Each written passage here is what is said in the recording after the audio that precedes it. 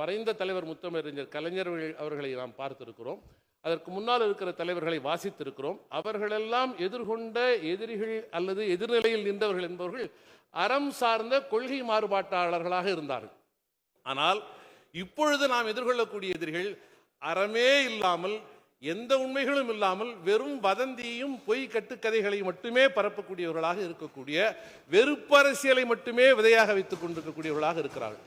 இப்படிப்பட்ட சூழ்நிலையில தமிழகத்தை மாண்புமிகு தமிழக முதல்வர் மிக கவனமாக வழிநடத்தி கொண்டிருக்கிறார். நாம் செய்கிற சிறு சிறு செயல்கள் கூட முன்னும் பின்னுமாக வெட்டப்பட்டு திரிக்கப்பட்டு வேறு விதமான செய்தியாக மாற்றப்பட்டிருக்கிறது. நான் எண்ணி பார்க்கிறேன், கடவுள் நம்மை கவனிக்கிறாரோ இல்லையோ, ஆனால் சிசிடிவி அந்த உளுந்தூர்பேட்டையில இல்லாமல் போயிருந்தால் என்ன நடந்திருக்கும்? மதுரை ஆதீனம் சொன்ன தகவல்களுக்கு பிறகு தமிழகத்தில் எப்படிப்பட்ட பதட்டம் உருவாகி இருக்கும் என்பதை எண்ணி நான் கலங்குகிறேன். ஆகவே சனாதனத்திற்கு எதிரான, சமூக நீதிக்கு ஆதரவாக நிற்கிற தலைவர்களுக்கு கூடுதல் பாதுகாப்பை தர வேண்டும். தேர்தல் நெருங்குகிறது. இவர்களை சீண்டுவதன் மூலமாக தமிழகத்தில் ஒரு சட்டம் ஒழுங்கு பிரச்சனையை உருவாக்குவதற்கு இவர்கள் சதித்திட்டம் தீட்டுகிறார்களோ என்கிற ஐயம் வருகிறது. ஆகவே இவற்றிலே கவனம் செலுத்த வேண்டும். மிக குறிப்பாக இந்த களத்தில் நிற்கிற எழுச்சி தமிழர், மரியாதைக்குரிய தலைவர் முனைவர் அண்ணன் திருமா அவர்களுக்கு தமிழக அரசு உயரிய காவல் பாதுகாப்பை தர வேண்டும் என்று நான் பணிவோடு கேட்டுக்கொள்கிறேன்.